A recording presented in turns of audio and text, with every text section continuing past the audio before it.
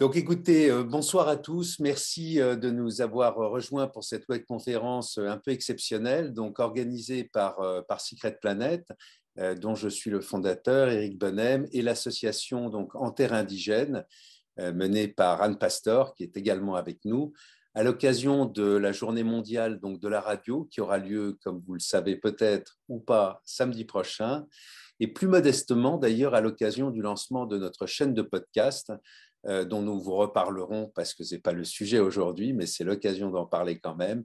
Nous vous en reparlerons dans les jours et les semaines à venir. Alors, pourquoi cette thématique dont vous avez reçu donc l'invitation?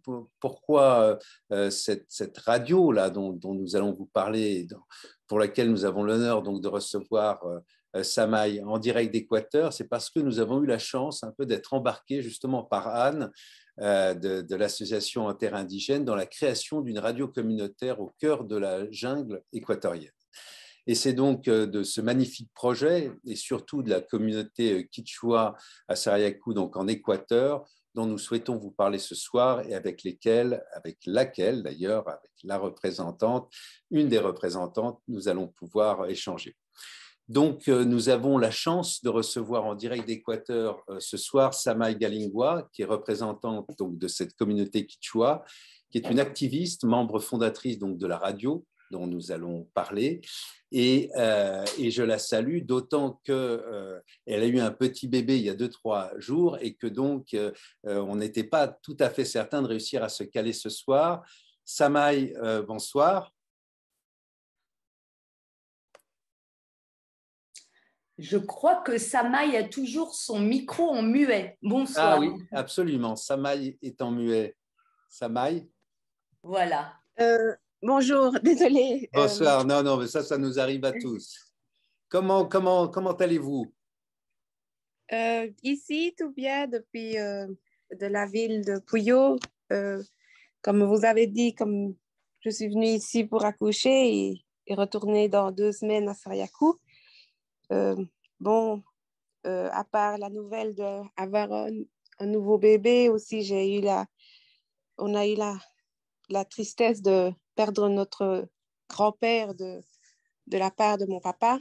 Alors aussi, on est un peu en mouvement, toute la famille. Et si de temps en temps, je ne réponds pas, c'est parce que je suis en train aussi avec les enfants et mes parents qui sont en train de bouger parce qu'ils doivent rentrer à Sarayaku et tout ça. Bien sûr, mais c'est extraordinaire que vous puissiez être là déjà avec nous ce soir. Donc, il y a 6 heures de décalage, donc c'est plutôt le milieu de la journée pour vous. Donc, merci infiniment. Et avec nous également, donc, nous avons Anne Pastor, donc journaliste, autrice de La Voix des femmes autochtones. Bonsoir Anne. Bonsoir à tous.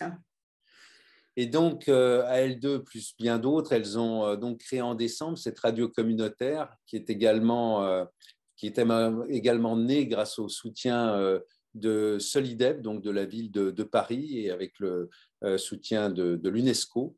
Donc, nous vous proposons un entretien ce soir à 3 avec Samaï et Anne. Samaï pourrait être demandée par son bébé dans les minutes qui viennent. Donc, si elle devait nous quitter, eh bien, on continuera avec Anne, surtout qu'elle se sente évidemment à l'aise pour faire ce qu'elle a à faire compte tenu de la situation. On calibre un entretien d'à peu près une demi-heure, puis nous répondrons donc à toutes vos questions. Je vous rappelle donc à vous, public, que pour poser des questions, vous avez un outil qui est en fait une espèce de chat. Il y a des questions-réponses. Enfin, vous pouvez poster des messages en fait. Et moi, j'en ferai la synthèse après notre entretien pour donc poser des questions à Anne et à Samaï.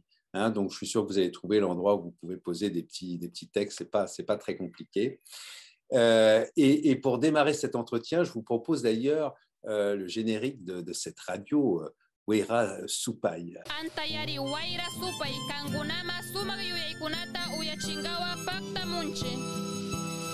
Kati paichi ama anchuri paichu sarayakumanda ashka yachaygunami lukshirimuhun. Buenas tardes. Damos la bienvenida a todos quienes están en sintonía de primer programa SoundCloud Radio Waira Supai. Estamos con ustedes sintonizando hoy martes 14 de diciembre del 2021 desde el pueblo de Sarayaku, también conocido como el pueblo de Mediodía. Está ubicada en la cuenca media de Bobonaza, en la provincia de Pastaza, en centro de Amazonía ecuatoriana, integrados aproximadamente 1.500 habitantes, organizado por 7 centros: Calicali, Sarayaquillo, Puma, Chihuacocha, Cuchillo, Chontayacu y Maucallacta. Este primer programa radiofónico estará compuesto de 4 programas: Ayahuasca Yachay, Sarayaku Runashimirimay, Sarayaku Warmi, Chigayanga. Et voilà. Bonsoir, rebonsoir Samaï. Alors, le nom de cette radio, Weira Supai, qu'est-ce que ça signifie en fait? Bon, le nom de Weira Supai, on l'a choisi entre tout le groupe qui était dans le groupe de jeunes qui ont participé pour pouvoir faire cette radio. Et Weira Supai, ça signifie les êtres du vent. Sarayaku a toujours eu le concept depuis des années sur le Kausaksacha et sur ce que c'est la forêt vivante. Alors, on a choisi ce nom en honneur du Kausaksacha pour transmettre aussi tous les savoirs que Sarayaku a de leur culture, de leur identité, de leur forêt, de leur tradition. Alors, on a pris ce nom en honneur au Kausaksacha, où c'est les êtres du vent.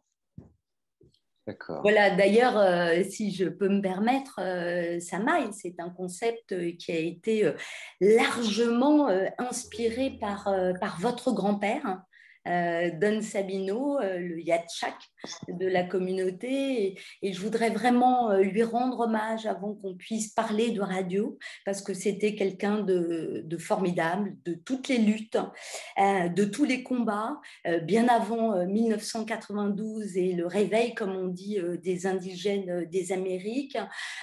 Vous vous êtes battu, il s'est battu pour obtenir votre droit à la terre. Il a été, comme vous l'avez si bien dit, Samaï, aussi l'un des inspirateurs de cette forêt vivante.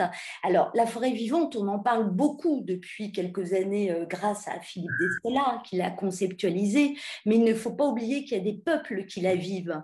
Et en 2 mots, c'est que simplement, selon leur cosmogonie, la Terre, le cosmos, les êtres humains, les animaux, la flore, les pierres, les montagnes, les lacs forment un tout, et que dans ce tout, il y a des êtres vivants de la forêt qui sont invisibles, et c'est pour ça qu'il faut protéger la forêt au même titre que les humains. Je crois que c'est vraiment très, très important, et Don Sabino a beaucoup participé à l'élaboration de ce concept, et du Sumakaosai aussi, qui est le bien vivre en harmonie avec la nature, et qui ont été quelque part, Samaï, une sorte de réponse à toutes les tentatives d'exploitation pétrolière sur votre territoire.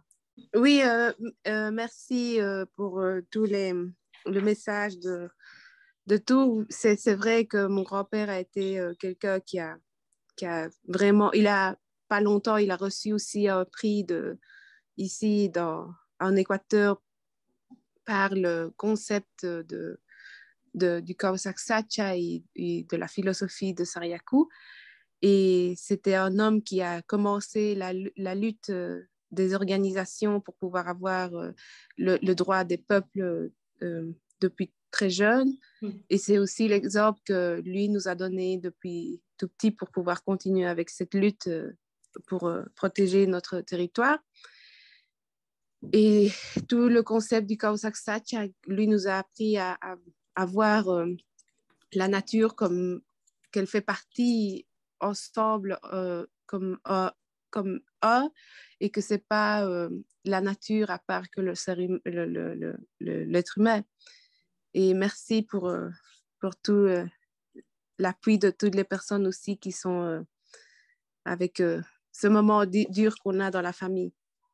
Alors, je voudrais juste vous livrer une toute petite anecdote, mais je trouve qu'elle illustre vraiment bien à la fois qui était Don Sabino, mais ce qu'est la communauté aujourd'hui et tous ses descendants qui sont tous des résistants. C'était lors d'une soirée qui clôturait la fête de la Lance en 2013. J'ai été avec Christine Diger pour réaliser une série de documentaires pour France Culture et Don Sabino était un petit bonhomme d'1,50 m avec une petite barbichette. Et en fait, il remerciait les esprits pour la réussite de la fête, parce que la fête s'était bien passée. Et je vois encore ce petit bonhomme sous la maloca, la hutte un peu communautaire, avec sa barbichette. Il y avait des bougies qui éclairaient un petit peu. Et il remerciait, il dialoguait véritablement avec les esprits au son des animaux. Et on était au cœur de la forêt amazonienne. Et c'est vraiment une image, moi, que je graverai à jamais dans ma mémoire. Et ce chaman a été et est toujours et sera toujours très important pour cette communauté, puisque toutes les générations derrière sont véritablement des résistants. Ils ont réussi, ils sont l'une des rares communautés encore aujourd'hui à avoir refusé l'exploitation pétrolière et minière sur leur territoire. Ça a été extrêmement difficile et surtout, ils ont réussi à condamner l'État équatorien pour non-respect de la déclaration préalable. En deux mots, l'État doit demander l'autorisation au peuple avant de venir sur leur territoire. Et ça illustre, si vous voulez, la communauté Sariakou qui aujourd'hui, ils sont tous un véritable exemple de résistance. Et la communication, Samaï, vous avez été longtemps dirigeante de la communication, vous maîtrisez extrêmement bien Internet et les réseaux sociaux. La communication, Internet ont toujours été une arme pour Sariakou et le sont toujours.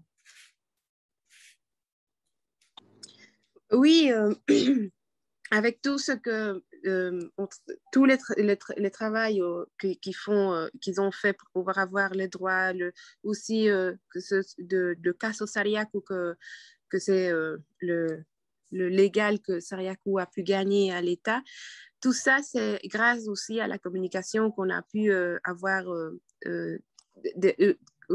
avec des vidéos, avec des images, on a pu montrer que c'est vrai ce que nous, on était en train de dire. Et comme ça aussi, maintenant, la technologie va... ça se développe. Alors, au Sariakou aussi prend les bons côtés de la communication, comme tu dis, l'Internet, les réseaux sociaux,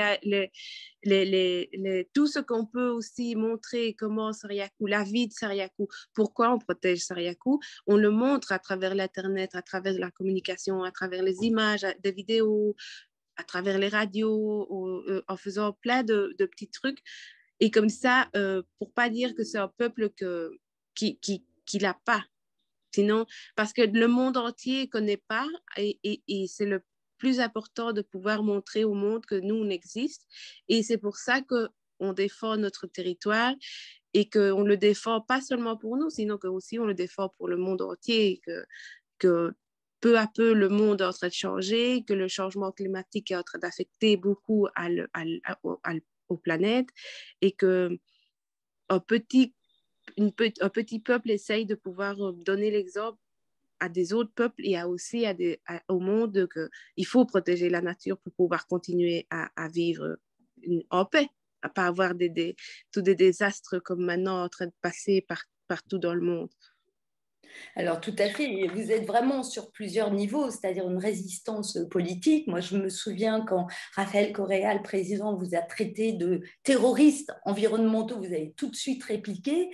Et en même temps, vous vous servez de l'Internet, de Facebook, d'Instagram, de Twitter pour effectivement montrer toute la richesse de la communauté et, comme vous le disiez si bien, cette relation avec la nature et en même temps cette culture traditionnelle. D'ailleurs, d'ailleurs depuis quelques années, Samaï, vous collectez auprès des anciens et des anciennes cette culture parce que vous avez peur qu'elle disparaisse. Et c'est dans cet esprit, c'était l'avant-première de la radio, qu'en 2020, vous avez enregistré déjà un programme culturel Chican Rimaï. Oui, c'est en fait l'idée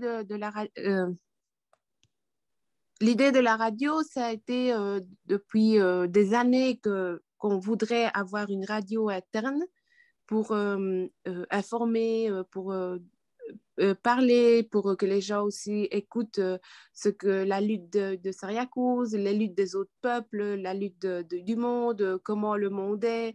Alors, mais peu à peu, c'est difficile de pouvoir réaliser une radio une FM qu'on voudrait avoir dans le peuple, mais on a commencé à faire des petits programmes où on pouvait transmettre à travers l'Internet, à travers des autres radios qui ont déjà des couvertures dans la ville. Et c'est comme ça que Chikwang Rimay est sorti avec des programmes culturels d'identité, de la vie quotidienne, de l'organisative, tout ce que Sariakou réalise, pour que les gens aussi écoutent ici dans la ville comment Sariakou est en train de se développer, d'avoir tout dedans d'eux. C'est comme ça que Chikwang Rimay est sorti comme le premier programme, que ce n'est pas toujours transmis parce qu'avec tout le problème du COVID, on a eu plein de barrières que nous a pas laissé leur mettre dans la ville, dans les radios FM. Mais à Sariakou, on le transmet chaque qu'on peut, dans les assemblées, dans les réunions, et comme ça, les gens, ils écoutent, ils aiment bien écouter comment on valorise la culture de Sariakou. Et puis, donc aujourd'hui, cette radio communautaire qui est donc diffusée sur Internet, hein, pour l'instant via le SoundCloud, mais qui va intégrer le programme des radios communautaires de l'UNESCO. Et c'est vraiment très, très important parce que de plus en plus de peuples dans le monde entier créent des médias ou des radios communautaires et s'échangent des programmes et tout se passe par Internet. Et ce sont vraiment des médias de résistance, et c'était aussi un peu ça l'objectif de la radio. Alors, il faut avouer que vous n'aviez, à part vous, Samaï et Abi, les autres n'avaient jamais fait de radio, et en une semaine, 10 jours, vous avez appris à devenir des professionnels de la radio pour pouvoir proposer un programme de plus d'1 heure qui sera dès samedi disponible sur nos chaînes de podcast et sur le site de l'UNESCO. Et ce programme, il représente véritablement tous les messages que vous voulez faire passer.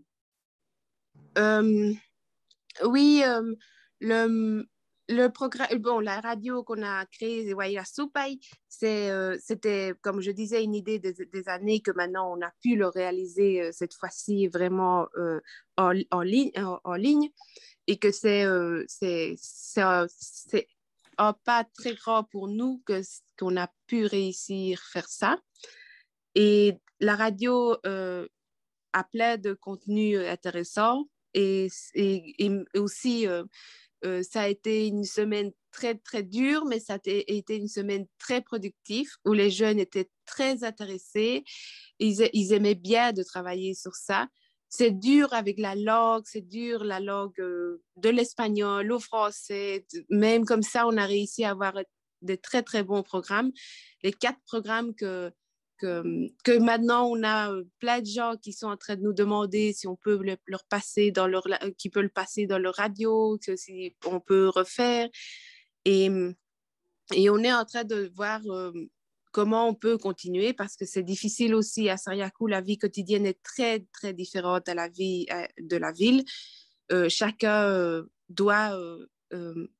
si tu n'as pas des ressources économiques, les gens, c'est difficile de pouvoir se mettre des semaines entières dans un travail parce qu'ils doivent chasser, ils doivent y aller dans leur agriculture pour pouvoir manger le jour à jour.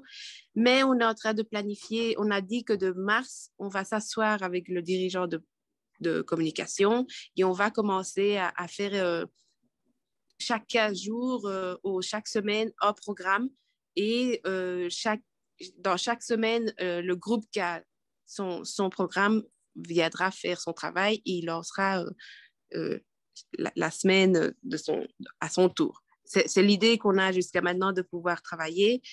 Et merci aussi Anne et Christine pour l'aide qu'on a eue. C'était très intéressant.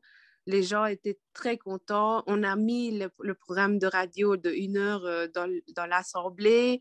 Dans chaque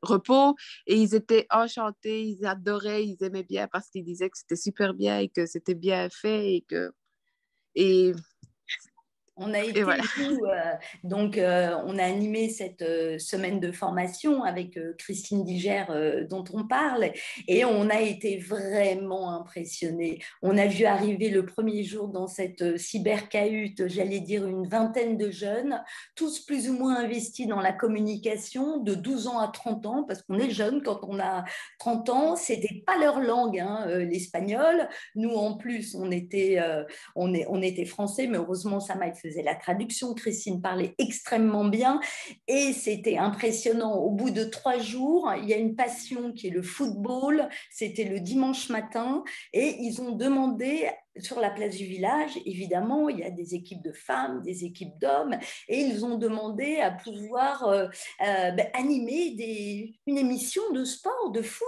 en direct, le Jacques Vendroux, non pas de France Inter, mais de Waira Soupaï et ils étaient des vrais professionnels. En plus, vous avez l'habitude dans votre communauté, grâce aux assemblées où il y a quand même toute la communauté qui se réunit, puisque là aussi, c'est un exemple de démocratie participative.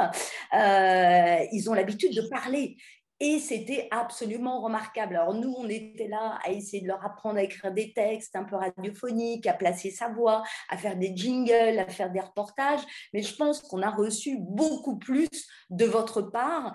Et ce programme d'1 heure, qui évidemment, il y a une partie qui est consacrée à l'histoire de la lutte, il y a une partie qui est consacrée aussi à la langue quichua, une autre partie qui est consacrée à la musique et évidemment, le dernier programme, un programme qui vous tient à cœur, Samaï Gwalinga, qui est Sariakou Warmi et qui est quelque part un hommage à la femme chez les peuples indigènes et en particulier à Sariakou, a une place très très importante, elle qui est en charge des ressources, de l'éducation, de la culture et qui pendant la lutte aussi était extrêmement active. Donc vous avez vraiment souhaité avec vos collègues féminines consacrer 20 minutes et rendre hommage finalement à 4 générations de femmes.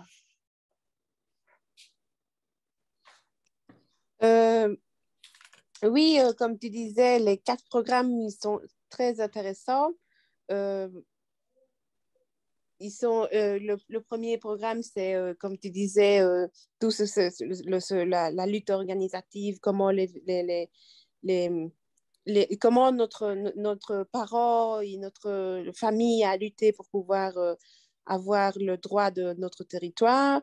Après, tu as aussi la langue, que c'est très important parce que même si on parle le quichua et tout ça, il a quelques mots qui se perdent, quelques mots qui se mélangent avec les langues. Alors ça aussi pour renforcer.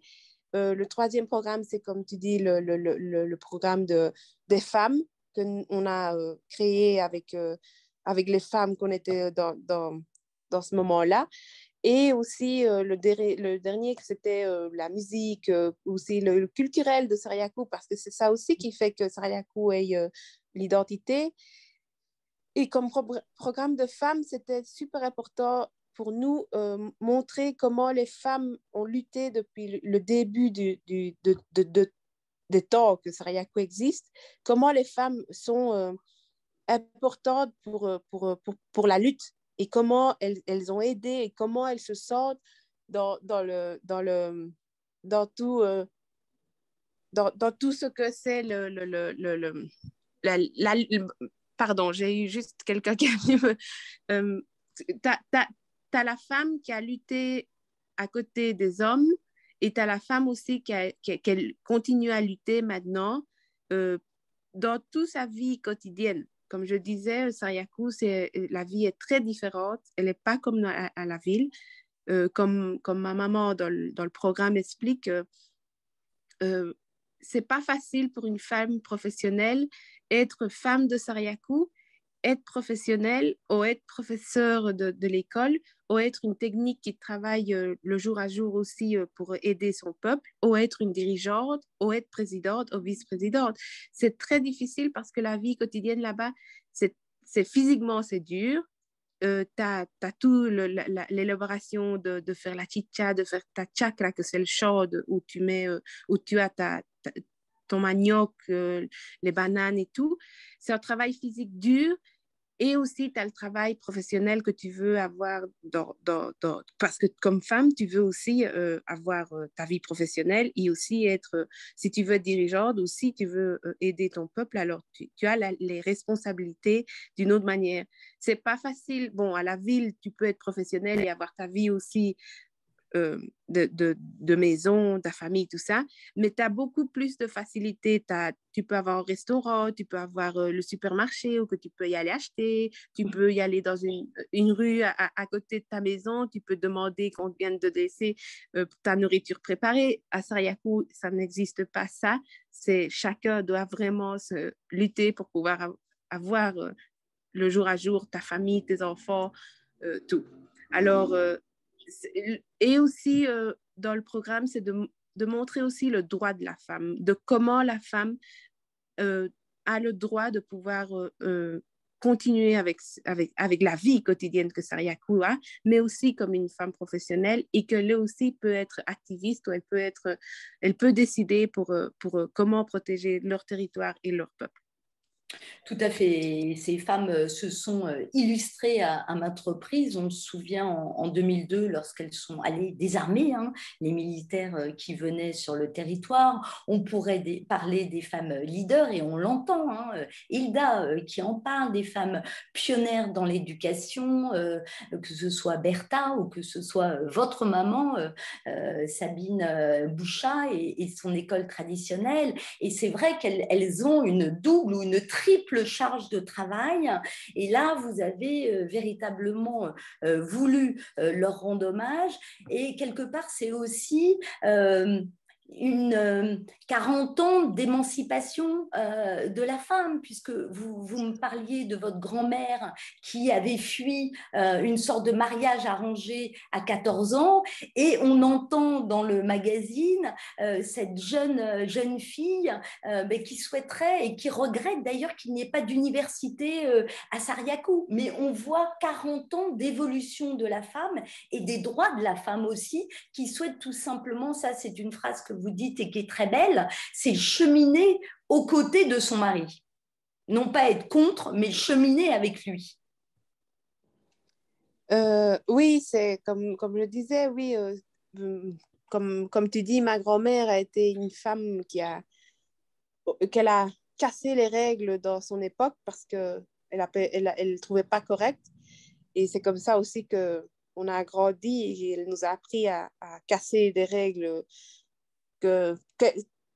des règles que c'est pas des règles, que c'est les hommes qui ont mis ces règles parce que ça les convenait. Alors c'était, mais comme aussi les femmes de Sariakou, c'est pas qu'elles veulent être au-dessus de l'homme, de être en haut ou de dire oui, on est mieux. Non, l'idée c'est qu'on est égal, on marche ensemble et on fait les trucs ensemble et on a les mêmes droits ensemble. Alors, c'est ça la lutte qu'on a dedans de Sariakou. Et je crois que ce n'est pas seulement Sariakou, c'est dans le monde entier.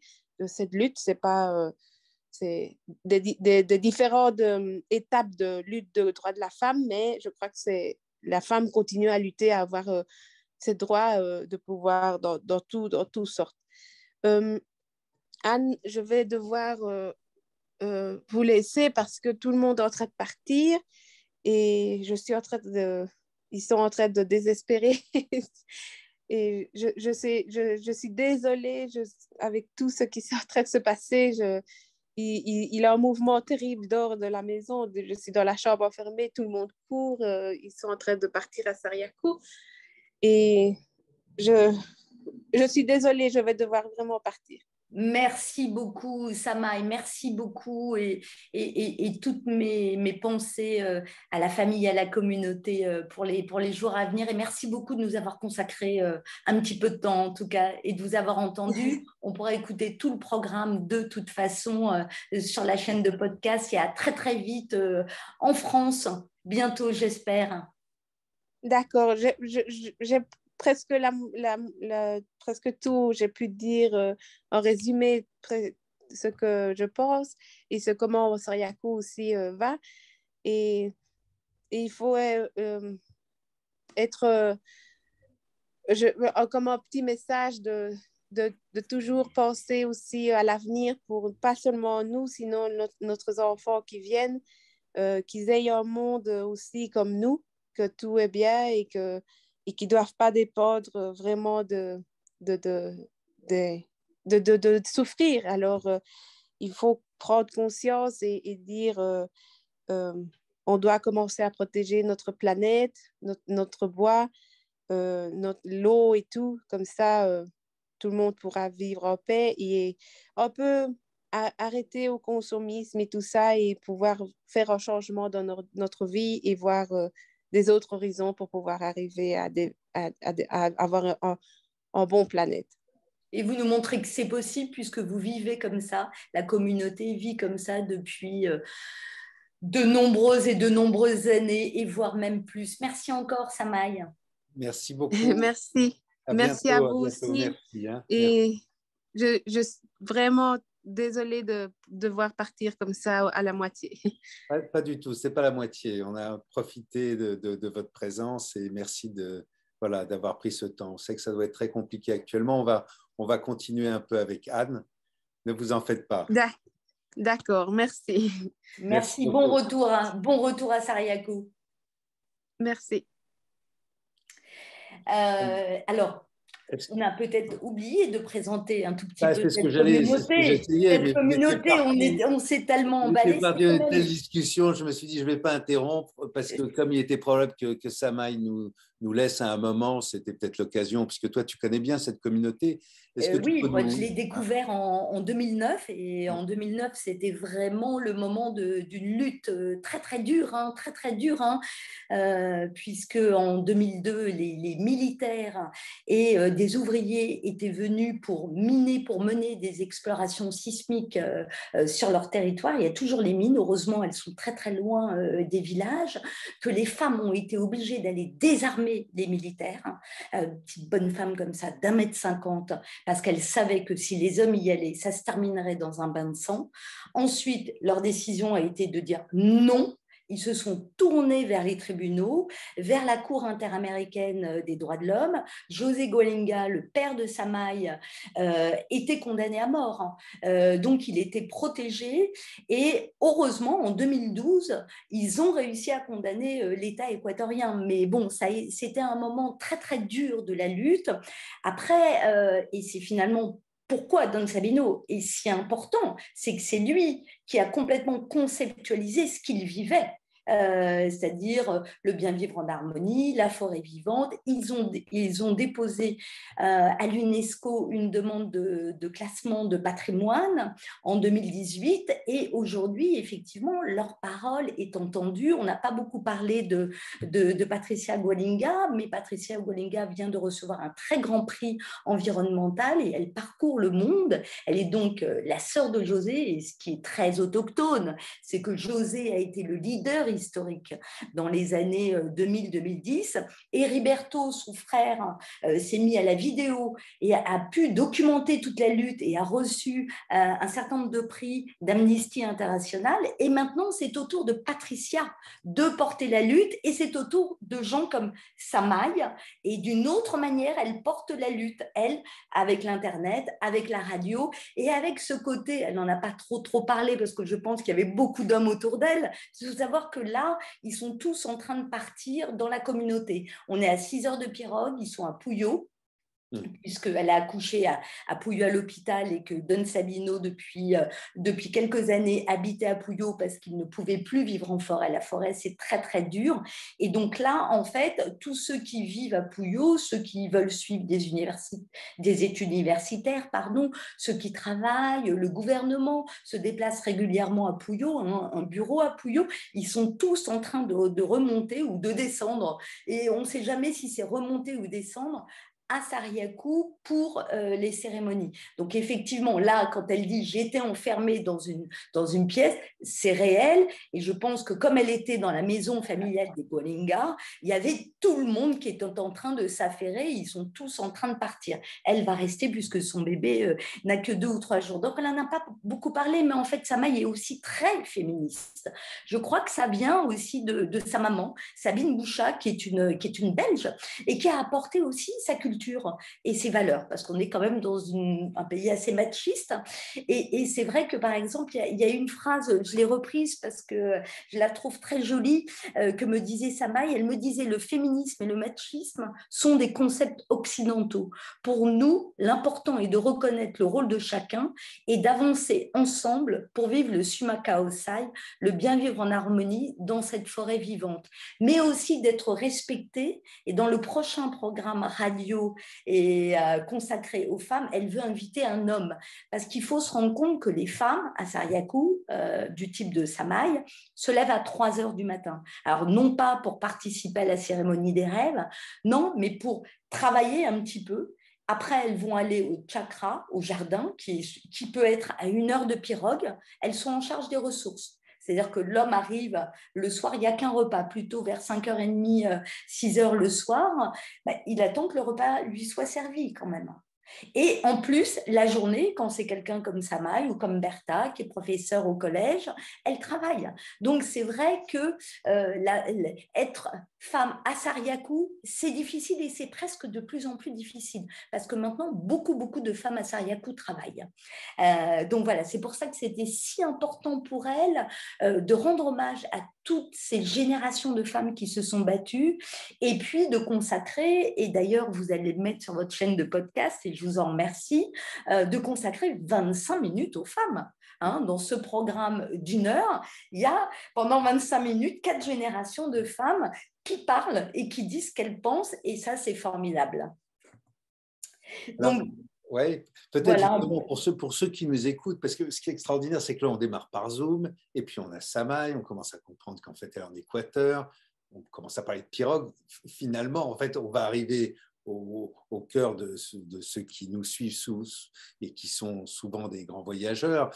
Mais c'est où finalement Sariakou ? En fait, on était où là ? Ça fait une demi-heure qu'on est dans la technologie, on a l'impression que Samaï est à côté, tu vois, assise à une table, qui prend un café. Et on peut... Mais en fait, non, en fait, ils sont où ? En fait, ils sont au cœur de la forêt. Oui, alors de la forêt. Alors en fait, on va en Équateur. Ça, c'est possible d'aller en Équateur, quoique là, avec la Covid, en fait, par exemple, les vols s'arrêtent au Panama. Enfin, moi, je me suis arrêtée au Panama et puis après, j'ai repris un vol pour Quito.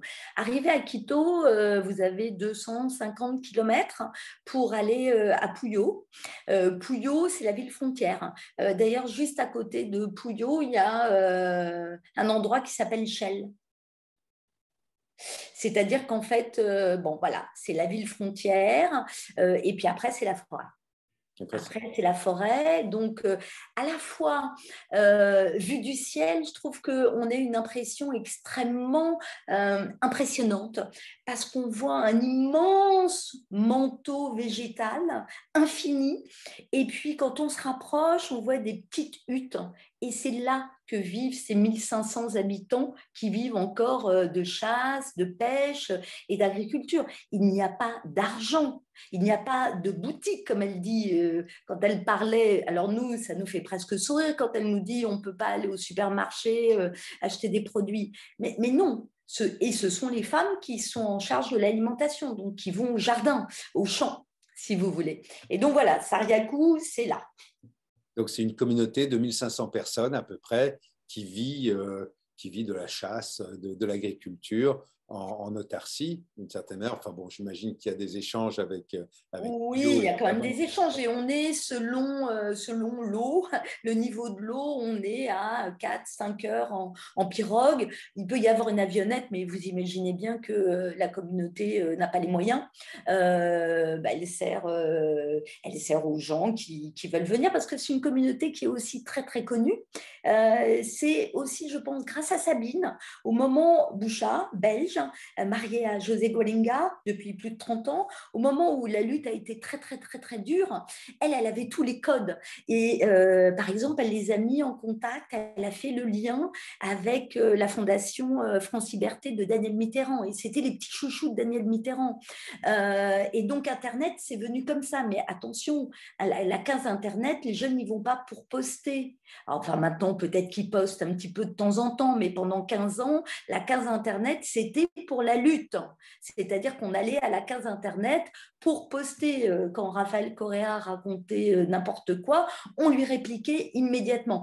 Et ça, je crois que Sabine a beaucoup aidé à faire connaître Sariakou. Et effectivement, Sariakou est très, très connu. Je veux dire, des gens très célèbres ont été visiter Sariakou. N'oublions pas qu'ils sont quand même l'une des rares communautés dans le monde à avoir refusé depuis près de 40 ans l'exploitation pétrolière et surtout à avoir répondu à l'exploitation pétrolière avec la forêt vivante et le Sumaka Osai. Donc voilà, donc ils sont assez connus, donc on va les visiter, mais par exemple la première fois, j'ai attendu 6 mois la réponse de l'Assemblée parce qu'il y a encore un principe, un mode de fonctionnement de démocratie participative. Les assemblées, c'est 300, 400 personnes et tout le monde doit être d'accord. Donc on ne va pas comme ça à Sariakou, même si depuis quelques années, ils ont développé un petit tourisme communautaire où ils ont même une petite agence à Pouillot, mais on n'y va pas comme ça. On va demander l'autorisation, etc., etc. Et c'est vraiment, effectivement, aujourd'hui, c'est une des communautés qui nous montre l'exemple vers un monde plus juste et plus durable. Et surtout, qui nous montre que c'est possible. Eux le vivent depuis toujours, quasiment. Et donc là, la structure de gouvernance de Sariakou, donc il y a et des hommes et des femmes. Il y a des hommes et des femmes. Alors, à Taquilé, ça va encore plus loin au Pérou, parce qu'un homme ne peut être élu sans sa femme. Mais il y a des hommes et des femmes. Et il y a évidemment le département femmes. D'ailleurs, dans le magazine que vous allez poster sur la chaîne de podcast, Sariakou Warmi, il y a Marina Canelos, qui est la présidente de l'association des femmes. Et qui a une place et un rôle très, très important. Et par exemple, les femmes, depuis quelques années, viennent tous les ans, tous les 2 ans, un groupe de femmes, 7-8 femmes, viennent en France, en Belgique, rencontrer d'autres femmes et porter la parole de Sariakou et des femmes de Sariakou. D'accord. On a une question là. Quelle est la superficie du territoire de la communauté? Je ne sais pas si tu... Alors, si mes souvenirs sont exacts, une forêt primaire d'à peu près 135 000 hectares. Ah oui. Oui, C'est pas très grand, mais c'est pas petit non plus. Absolument. Et alors, pour revenir donc à la radio, hein, que tu as contribué à lancer, comment ça se passe concrètement? Ils ont des programmes quotidiens aujourd'hui leur idée, c'est vraiment d'avoir la fréquence, mais la fréquence, d'autant plus qu'aujourd'hui, c'est quand même un président de droite qui n'est peut-être pas très favorable aux peuples indigènes et surtout à leurs revendications, ce sera peut-être un peu difficile d'avoir la fréquence. C'est ce que j'ai essayé de leur expliquer, c'est qu'aujourd'hui, tout se passe par Internet, que ce soit en Indonésie, Mina Cetra qui a créé un média où justement elle met sous pression le gouvernement et elle arrive à obtenir des choses, ou que ce soit dans le Nord Dakota, Candy Mossett qui alerte l'opinion publique sur l'extractivisme, les taux de cancer absolument terribles, ou au Pérou aussi. Aujourd'hui, tout se passe par Internet.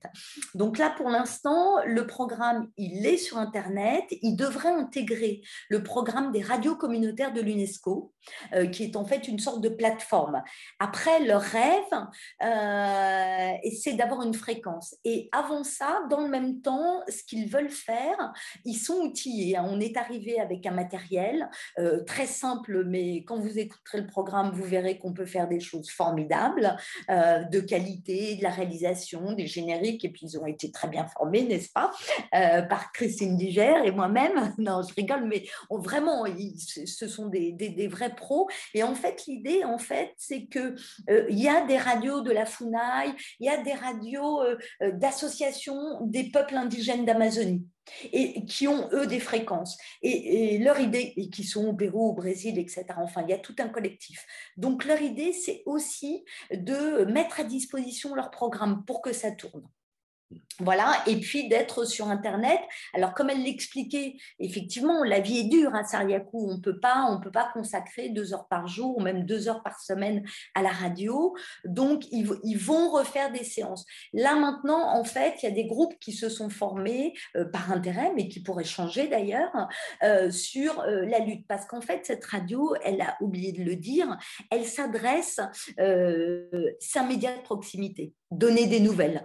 On est vivant, on lutte, c'est un média de cohésion. Mais elle s'adresse aussi aux jeunes de Sariakou qui ont 20 ans et qui n'ont pas connu la lutte, qui ne savent pas, qui n'ont pas vécu ces moments où les femmes allaient désarmer les militaires, où les militaires étaient sur le terrain, où ça se passait très très mal. Et donc, parfois, ils oublient un peu parce qu'ils ont tous leur téléphone portable et ils sont dans les 2 mondes.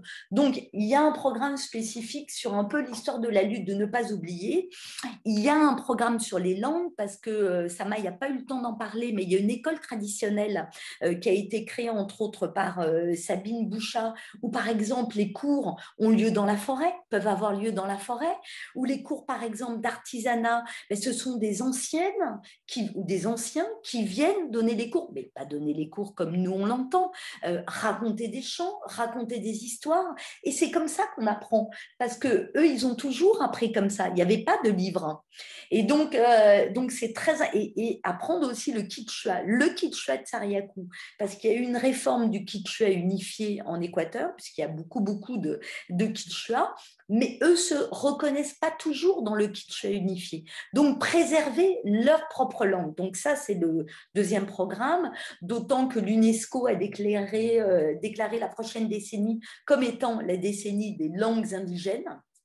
Et donc la reconnaissance, mais la préservation de ces langues, puisque des milliers de langues, 3 ou 4 000 langues indigènes seraient en voie de disparition. Il y a aussi un groupe qui s'est intéressé à la musique, à la culture, avec des chants absolument extraordinaires d'hommes et de femmes. Par exemple, dans la tradition des Quechua, les femmes chantaient des chansons qui étaient censées hypnotiser l'ennemi. Et j'ai eu la chance de pouvoir entendre ces chants et de les enregistrer, et ils sont totalement hypnotiques. Et donc, elles chantaient entre elles au petit matin, quand il y avait des moments de conflit absolument terribles, pour justement diminuer la force, croyait-elle, des adversaires. Et puis, il y a aussi une tradition de musique et de chant qui est très, très forte à Sariakou. Et puis, ce programme de 20 minutes, là, qui est animé par 6-7 femmes et qui va assez loin et qui montre aux hommes. Là, il montrait simplement aux hommes, ben voilà notre vie à nous. Nous, on se réveille à 3 heures du matin parce que les hommes s'y intéressent peut-être pas forcément. Et donc voilà. Et d'ailleurs, elle me racontait, Samaï, qu'elle a très envie que dans le prochain programme, il y ait un homme qui soit invité. Voilà. Donc voilà, mais c'est vraiment un autre type de féminisme. Et ça, je trouve que c'est aussi très, très intéressant. Est-ce que ça fait des émules dans la forêt? Est-ce qu'il y a d'autres communautés qui sont intéressées justement, enfin bon, déjà à la lutte de la communauté de Sariakou? Est-ce qu'il y a d'autres communautés à côté qui sont engagées à leur côté? Ou est-ce que finalement c'est quelque chose qu'ils font de leur côté, seuls, ils sont regardés avec admiration, mais Alors, oui, ça commence longtemps. Ils ont été seuls. Par exemple, à la fête de la Lance dont je parlais, il y avait des représentants d'autres communautés. Ils sont très, très connus. Oui, ils peuvent avoir l'appui des autres communautés. Et puis aussi, je me souviens avoir rencontré une personne qui, dans sa communauté, ils avaient choisi le pétrole, l'exploitation pétrolière, puisqu'on leur avait promis l'école, hein, l'hôpital, la modernité, le confort, la consommation. Et puis, au bout de quelques années, ils se sont rendus compte que finalement, ils n'avaient rien de tout ça et que tout ça n'empêchait pas que leurs valeurs, ce qu'ils étaient au fond d'eux-mêmes, étaient en train de disparaître. Et ils étaient allés prendre, c'est leur expression, d'ailleurs c'est une expression espagnole, et donc la traduction est pour nous est étonnante, mais elle dit bien ce que ça veut dire, c'est-à-dire prendre la force. Ils étaient allés prendre la force, la puissance et l'énergie à Sariakou.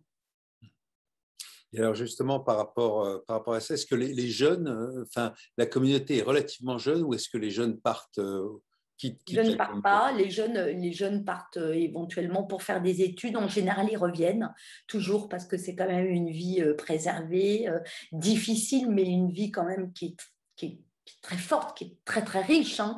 On est au cœur de la forêt. Les jeunes sont entre deux mondes et c'est pour ça la radio, vraiment. D'ailleurs, là, Samaï et Yaku animent un programme avec d'ailleurs des indigènes du Pérou autour du collectage de la mémoire. Et en fait, ils réorganisent des cérémonies d'ayahuasca, c'est-à-dire qu'à 3 heures du matin, on se retrouve, on boit une boisson qui est censée vous donner un petit peu d'énergie. Et ça a toujours été le moment où on parle, où on discute et où on échange. Ce sont des communautés où on n'est pas forcément toujours dans l'échange comme nous. On est plutôt dans le faire et moins dans l'échange. Et justement, dans ce programme-là, c'est un programme qui est destiné aux jeunes. Les jeunes de Sariakou participent, les jeunes péruviens Shipibo participent, ils vont faire des échanges.